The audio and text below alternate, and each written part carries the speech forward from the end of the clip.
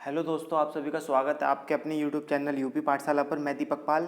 जैसे कि आप सभी जानते हैं कि आपके साथ अभी हाल ही में विवेक सर ने यूपी टेट का पूरा सिलेबस डिस्कस किया है।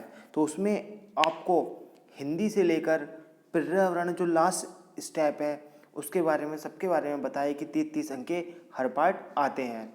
आपको जैसे उन्होंने बताया कि पर्यावरण और मनोविज्ञान के जो क्वेश्चन प्रैक्टिस होंगे वो मैं कराऊंगा, ठीक है। और आपसे वादा करता हूँ कि बहुत बेहतर कंटेंट हमेशा हमारी तरफ से देने का प्रयास रहता है। जैसे ही यूपी टेट 2021 की चर्चा पूरे जोरों पर है, उसी प्रकार हम आपको तैयारी कराने वाले हैं। अब हमारे चैनल पर अच्छे से जुड़कर पूरी तैयारी कर सकते हैं और एक अलग ही डायरेक्शन में अपनी तैयारी को दिशा दे सकते हो। तो दोस्त शुरू करते हैं। मैं आपको पहले बता देता हूँ कि पर्यावरण कराने वाला हूँ। और जैसा कि पिछली बार पेपर से आप सब वाकिफ होंगे कि आपको पर्यावरण के नाम पर क्या आया था। उसमें आपको विज्ञान भी थी, विज्ञान के अंदर जीव विज्ञान भी थी, ठीक है। जीव विज्ञान के जो लॉजिक वाले क्वेश्चन होते हैं ना, वो दिए हुए थे, ठीक है। बहुत बेसिक था, अगर आप अंदर तक थोड़े पढ़े हुए होते, सही है। आपको भूगोल के भी उसमें क्वेश्चन मिले हुए थे और संविधान से भी क्वेश्चन थे। तो मैं आपको पर्यावरण के साथ साथ सभी टॉपिक पर लेकर जाऊंगा और मैं आपको क्वेश्चन के माध्यम से चीज़ें कराने वाला हूँ, ठीक है। मेरी तरफ से पूरा प्रयास रहेगा आपको अच्छे से अच्छा कंटेंट देने के लिए। और आपको क्या करना है भाई, 30 नंबर के लिए लड़ना है। पर्यावरण एक ऐसा सब्जेक्ट है कि अगर आपको याद करा हुआ आता होगा ना, तुरंत क्वेश्चन लगाओगे और मुश्किल से मुश्किल केवल 20 मिनट भी नहीं दोगे इस सब्जेक्ट को, और क्वेश्चन आते होंगे तो डायरेक्ट सीधे ऑप्शन भरना कॉलम, मुश्किल से 15 से 20 मिनट में आपको 30 क्वेश्चन एकदम हो जाएंगे। कुछ हल नहीं करना, आता है तो राइट है, नहीं आता है तो रॉन्ग है, सिंपल सी बात है। तो दोस्तों शुरू करते हैं भाई। ये पहली वीडियो है और ये रोज़ आपको सुबह 6 बजे मिला करेगी। कोशिश रहेगी कि हमेशा 6 बजे मिल जाया करे, लेकिन किसी किसी दिन अगर मैं व्यस्त रहता हूँ स्कूल के कार्य में तो शायद उस दिन नहीं मिल पाए, ठीक है। तो दोस्तों शुरू करते हैं। पहली क्वेश्चन है भाई, परिस्थितिकी शब्द का सर्वप्रथम प्रयोग किसने किया। तो बताइए भाई किसने किया। बहुत अच्छे क्वेश्चन लेकर आया हूँ और हमेशा कुछ ना कुछ वीडियो में एक टॉपिक ऐसा होगा जो मैं आपके साथ अच्छे से डीप में पढ़ाने वाला हूँ। तो परिस्थितिकी शब्द का सर्वप्रथम प्रयोग किसने किया, बिल्कुल सेम क्वेश्चन ऐसे ही आएगा आपके पेपर में, लगाइए। तो भाई इसका राइट आंसर हो जाएगा, पहले आप ही सोच लीजिए और करने का प्रयास कीजिए। दोस्तों जो परिस्थितिकी शब्द था इसका सर्वप्रथम प्रयोग किया था भाई अर्नेस्ट हेकल ने, तो इसका बी ऑप्शन ठीक हो जाएगा। अगले क्वेश्चन पर आते हैं। परिस्थितिकी तंत्र शब्द का प्रयोग सर्वप्रथम किसने किया।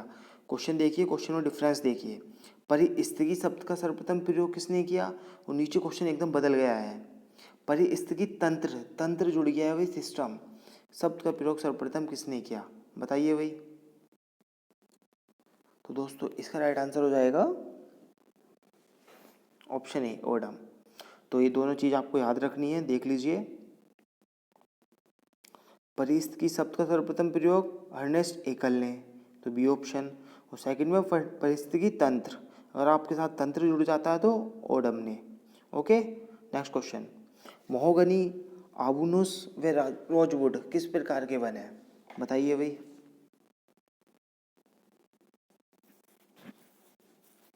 दोस्तों बहुत इंपॉर्टेंट है आपके पर्यावरण में, इस तरह से देख लेना भाई। ये जो पेड़ हैं ये उष्णकटिबंधीय सदाबहार वन के अंतर्गत पाए जाते हैं। यहाँ से आपको क्वेश्चन एक और आपके दिमाग में आना चाहिए कि शंकुधारी वन के अंतर्गत कौन कौन से पेड़ आते हैं, उष्णकटिबंधीय पर्णपाती वन के अंतर्गत कौन से आते हैं, ये आप अपनी किताब से तुरंत पढ़ना जाके, ठीक है। तो इसका राइट आंसर हो जाएगा भाई महोगनी, अबुनस व रोजवुड किस प्रकार के वन है, उष्णकटिबंधीय सदाबहार वन है। नेक्स्ट क्वेश्चन है एस्कीमो। एस्कीमो का निवास स्थल है, बताइए भाई। एस्कीमो का निवास स्थल है, एस्कीमो, बहुत अच्छा क्वेश्चन है और क्वेश्चन ऐसे लाया हूँ जो आपके पेपर में बनने लायक होंगे भाई हमेशा। तो दोस्तों एस्कीमो का जो निवास स्थल है वह है टुंड्रा वायोम, तो इसका ऑप्शन डी हो जाएगा। देखो भाई, बोझ आर्द्रभूमि का संबंध किस राज्य से है? बताइए भाई, जो बोझ वेटलैंड्स है का संबंध किस राज्य से है? मुझे इसका राइट आंसर दीजिए। मुझे जहाँ तक उम्मीद है भाई, आर्द्रभूमि का संबंध सीधे रामसर साइट से होता है, ठीक है। और रामसर साइट से आपके लिए क्वेश्चन बनेगा, तो यही टॉपिक मैं आज आपसे डिस्कस करने वाला हूँ। तो बताइए भाई, बोझ जो आर्द्रभूमि है इसका संबंध है भाई तमिलनाडु राज्य से, ठीक है। तो दोस्तों शुरू करते हैं, ज़रा आर्द्रभूमि पर चर्चा कर लेते हैं थोड़ी देर। तो दोस्तों जो आर्द्रभूमि होती है ना, एक पारिस्थितिक तंत्र है, ठीक है। क्या है? पारिस्थितिक तंत्र है। इसमें क्या होता है दोस्तों, इसमें जो मौसमी और या स्थायी रूप से जल से संतृप्त या भरे हुए होते हैं, जो ये आर्द्रभूमि वाले क्षेत्र होते हैं, मौसमी या स्थायी रूप से जल से क्या होते हैं, संतृप्त या भरे हुए होते हैं। आगे देखिए, इनमें कौन कौन से आते हैं भाई आर्द्रभूमि के अंतर्गत?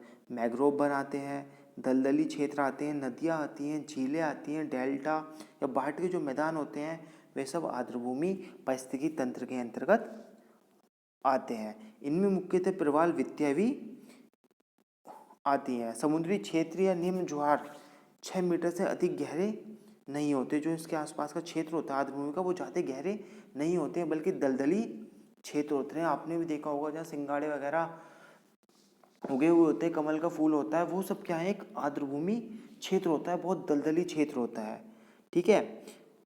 इसके अलावा मानव निर्मित कुछ आर्द्रभूमि होती हैं, जैसे अपशिष्ट जल अपचारित जलाशय। कुछ मानव ने, आपने देखा होगा कि जो मछली वछले पकड़ने के लिए एक दलदली क्षेत्र खेत में बना देते हैं, वो क्या होते हैं, मानव निर्मित होती हैं, ठीक है। जो हमारी भू प्रॉपर्टी है, इस पर केवल 6% इससे ही क्या करते हैं, आर्द्रभूमि कवर करते हैं। लेकिन मुख्यतः बात सुनिए आप, देखिए भाई, केवल 6% हिस्सा तो आर्द्रभूमि का होता है, लेकिन जो सभी पौधे और जानवरों की प्रजातियां होती हैं ना, वह 40% आर्द्रभूमियों के अंतर्गत ही पाई जाती हैं।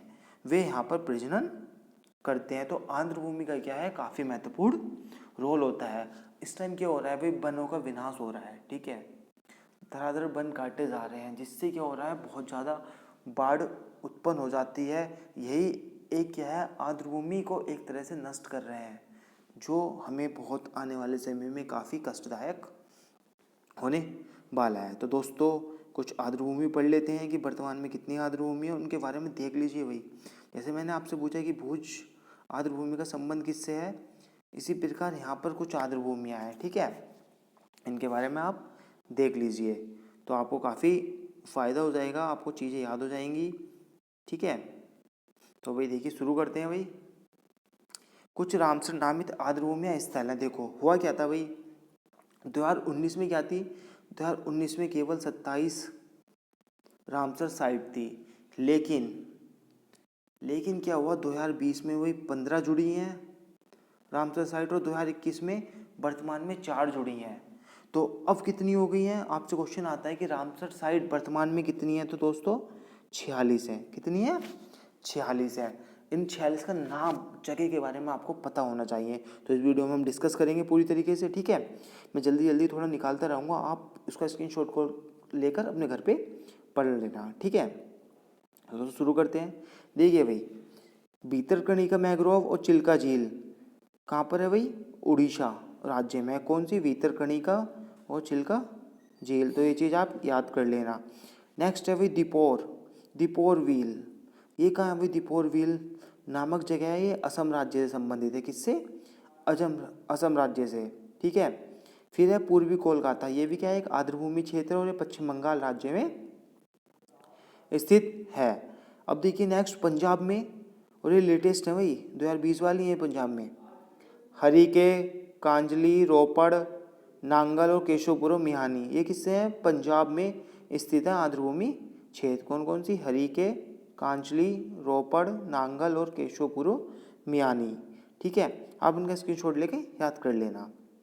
ब्यास संरक्षण रिजर्व भी कहाँ है, पंजाब से संबंधित है। देखिए बिहार संरक्षण रिजर्व हो गया, केशवपुरम यानी हो गई, नांगल आंध्र भूमि हो गई, रोपड़ आंध्र भूमि हो गई, कांजली और हरीके। क्वेश्चन आ जाता है दोस्तों रोपड़ आंध्र भूमि क्षेत्र किस राज्य से संबंधित है, तो डायरेक्ट आप बता सकते हो पंजाब से।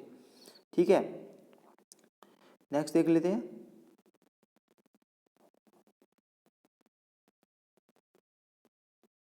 देखिए भाई दोस्तों जो अष्टमुडी है ये केरल से संबंधित है। ठीक है, और सस्तमकोट्टा झील केरल से संबंधित है, और वेबनाड कहाँ है, केरल से संबंधित है। ये तीनों आंध्र भूमियाँ हैं जो केरल से संबंधित है। अष्टमुडी, सस्तमकोट्टा झील और वेबनाड कोल केरल से संबंधित है। भोज दोस्तों मध्य प्रदेश से, और मुझे लग रहा है ये क्वेश्चन मेरे से भी गलत हो गया है, वो तमिलनाडु लग चुका है। ठीक है, तो इस बात का ध्यान देना। ठीक है, तो दोस्तों भोज आंध्र भूमि जो है वह मध्य प्रदेश से संबंधित है। चंद्रताल दोस्तों, चंद्रताल जो है और पोक बांध झील और रेणुका आंध्र भूमि ये कहाँ हिमाचल प्रदेश राज्य से संबंधित है। आगे देखते हैं दोस्तों वुलर झील। देखो क्वेश्चन आता है कि वुलर झील कहाँ स्थित है, आप बता सकते हो जम्मू कश्मीर में। तो ये भी क्या है, एक रामसर साइट है जो आंध्र भूमियों के अंतर्गत आती है। वुलर झील कहाँ है दोस्तों, जम्मू कश्मीर से संबंधित है। होकेरा आंध्र भूमि जम्मू कश्मीर से संबंधित है। सूरीसर मानेसर झील ये भी जम्मू कश्मीर से संबंधित है। दोस्तों ये है लद्दाख की दो हैं, तोसो मोरिरी झील और सोमोरिरी झील। देखो श्रीरी से आप पकड़ सकते हो, सोमोरिरी और तोशो मोमोरिरी झील कहाँ, लद्दाख में स्थित है, रामसर साइट है। नल सरोवर पक्षी अभ्यारण्य भी वही रामसर साइट के अंतर्गत आता है और ये गुजरात राज्य में स्थित है। कोलेरू झील आंध्र प्रदेश राज्य में स्थित है। लोकटक झील मणिपुर में और रुद्रसागर झील त्रिपुरा में स्थित है। अब दोस्तों ये हैं थोड़े पॉइंट। कैलीमर वन्य जीव और पक्षी अभ्यारण्य तमिलनाडु से संबंधित है। रुद्रसागर झील त्रिपुरा से जो रिपीट हो चुकी है। सावर झील और केवलादेव राष्ट्रीय उद्यान राजस्थान के अंतर्गत आते हैं जो रामसर साइट में है। नंदूर महेश्वर महाराष्ट्र राज्य से संबंधित है। अब देखिए दोस्तों अपने उत्तर प्रदेश से, प्यारे उत्तर प्रदेश से ऊपरी गंगा नदी ब्रजघाट से नरोरा तक ये भी क्या है, एक आंध्र भूमि क्षेत्र रामसर साइट के अंतर्गत आ गई है। सरसरही नवर झील इटावा राज्य में, वो इटावा जिले में संबंधित है और उत्तर प्रदेश राज्य से संबंधित है। पार्वती अग्रवाल सेंचुरी गोंडा में स्थित है और उत्तर प्रदेश का एक महत्वपूर्ण आर्द्रभूमि स्थल है। समन पक्षी विहार मैनपुरी में, समसपुर रायबरेली में। सांडी पक्षी विहार कहाँ है दोस्तों, हरदोई में, और नवाबगंज उन्नाव में। दोस्तों हमें आप ये मत सोचना कि हर्ट करा रहा हूँ, भाई यही चीज़ें आती हैं। अगर आपको दूसरों से आगे निकलना है तो इन सब से रूबरू होना पड़ेगा। तो दोस्तों मैंने आपसे कहा कि 46 हो गई हैं, तो हम नेक्स्ट देख लेते हैं। ये 37 हम देख चुके हैं, और देखो भाई 38 आसान रिजर्व भी एक रामसर साइट है। कवरतल बिहार के अंतर्गत है, ये भी रामसर साइट है। लोनार झील महाराष्ट्र, क्वेश्चन आता है गहरे पानी की झील, ठीक है, जहाँ का रंग गुलाबी है। सुर सरोवर आगरा की वही, इसे भी अभी लेटेस्ट बनाया गया है। अब देखिए दोस्तों 2021 में 4 बनी है, चाहे स्क्रीनशॉट ले लेना आप। तो शोकर लेक लद्दाख, मिंड विडावास वन्यजीव दोस्तों 42 2020 तक थी, अब 43 से 46 तक जो है नई है। हरियाणा के 2 बनाए हैं, विडावास वन्यजीव अभ्यारण्य और सुल्तानपुर राष्ट्रीय उद्यान हरियाणा से संबंधित है, और वहाँ की ये वन्यजीव जो ये वन्यजीव अभ्यारण्य है विंडावास हरियाणा से संबंधित है और एक रामसर साइट है। सुल्तानपुर राष्ट्रीय उद्यान भी एक रामसर साइट के अंतर्गत आ गई है। देखिए गुजरात के भी 2 बनाए गए हैं, इनका नाम है वही थोल झील वन्यजीव अभ्यारण्य गुजरात और वाधवाना आर्द्रभूमि गुजरात। ठीक है दोस्तों, आप इस वीडियो को रिपीट करके दोबारा से इन्हें रिवीजन कर सकते हैं। हम आते हैं अपने क्वेश्चन पर।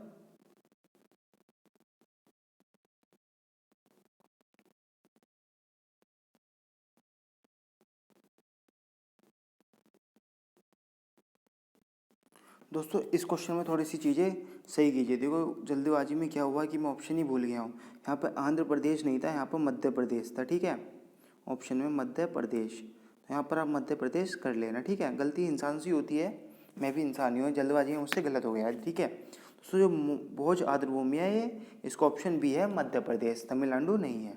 ठीक है, पहले मेरे से गलती हुई है, उसके लिए मैं आपसे क्षमा चाहता हूँ। ठीक है, वो जल्दबाजी में हो गया था।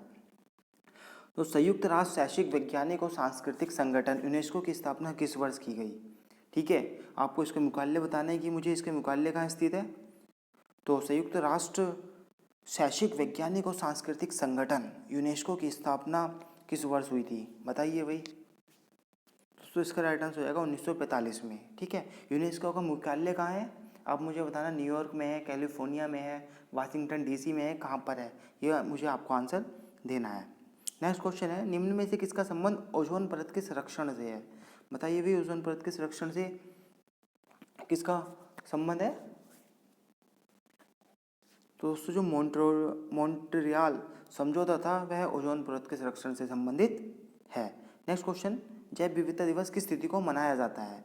बताइए भाई, जैव विविधता दिवस किस तिथि को मनाया जाता है? तो दोस्तों जैव विविधता दिवस है ये 22 मई को हर साल मनाया जाता है। ग्लोबल 500 पुरस्कार निम्न में से किस संस्था द्वारा दिया जाता है? एक क्वेश्चन दोस्तों ये भी आया था पीसीएस में कि ग्लोबल 500 पुरस्कार किससे संबंधित है? तो पर्यावरण के क्षेत्र से संबंधित है। अब यहाँ पर क्वेश्चन पूछा गया है आपसे कि किस संस्था द्वारा मनाया जाता है, तो बताइए भाई।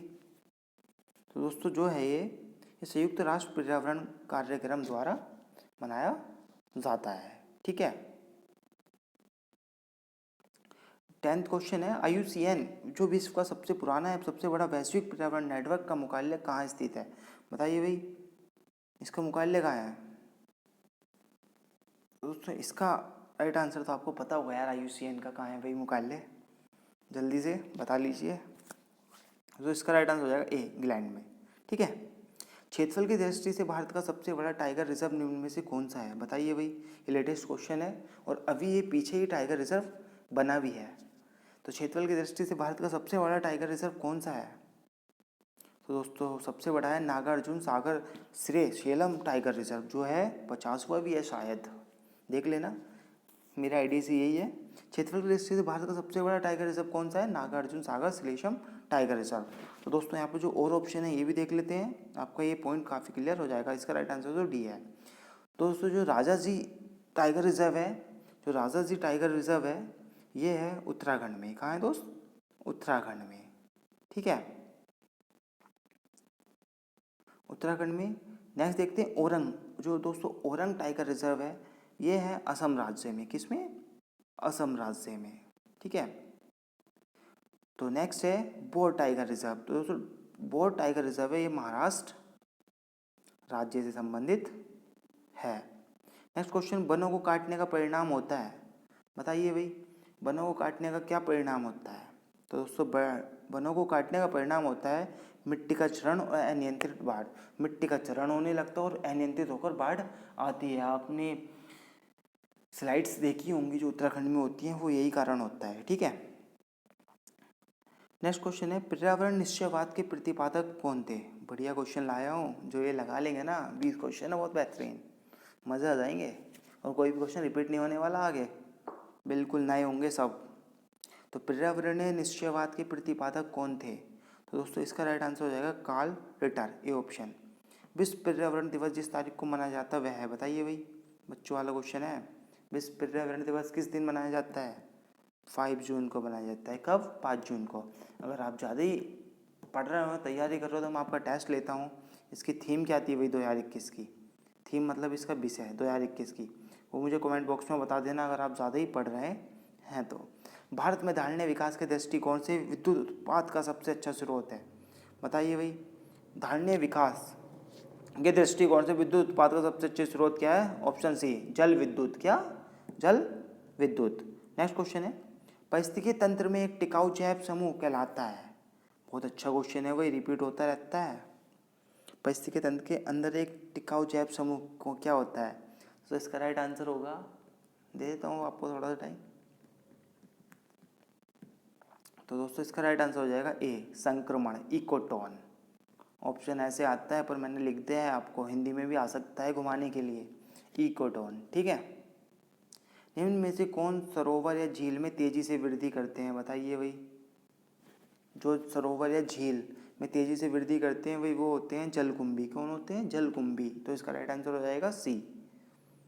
मरुस्थल में उगने वाले पौधे कहलाते हैं, बताइए भाई, जो मरुस्थल में उगने वाले पौधे होते हैं वो क्या कहलाते हैं? तो दोस्त वो होते हैं ज़ीरोफाइट्स।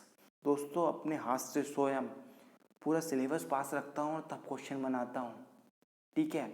ये जो हाथ से क्वेश्चन लग रहा हूँ इनमें मेहनत लगती है, कहीं से कॉपी मार के मैं भी करा सकता हूँ आपको मॉडल टेस्ट से, ठीक है, लेकिन मुझे वो नहीं कराना। मुझे आपको अच्छे से अच्छा कंटेंट देना है जो मेरे क्वेश्चन आपके पेपर में आए और आपको फ़ायदा हो। परितंत्र में ऊर्जा का प्रामिड होता है, बताइए भाई। परितंत्र जो होता है उसमें ऊर्जा का प्रामिड होता है, 3 तरह के होते हैं, साहब बाहर का भी प्रामिड आता है। तो मैं क्वेश्चन आया हूँ परितंत्र में ऊर्जा का प्रामिड कैसे होता है दोस्तों?